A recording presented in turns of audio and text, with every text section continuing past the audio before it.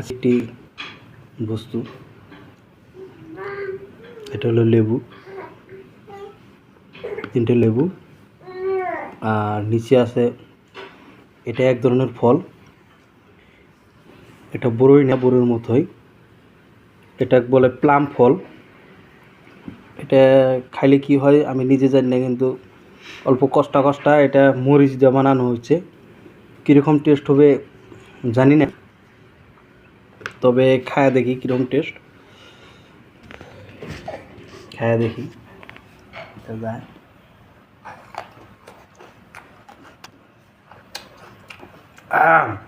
হয়েছে, একটা মোটামুটি ভালোই হয়েছে, মজা পাইলাম। যদি আপনার কাছে প্লাম ফলটা থাকে আপনি বানায় খেতে পারেন, কাঁচামরিচ দেওয়া, অল্প লবণ।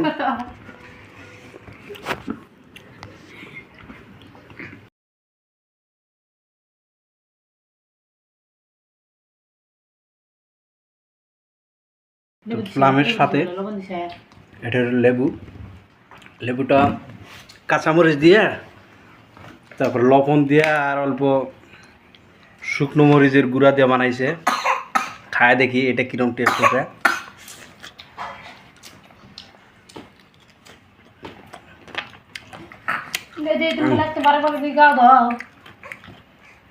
গরমের দিনে এটা খাইলে উপকার আছে। যেটা লেবুর যেটা সাইট্রিক অ্যাসিড থাকে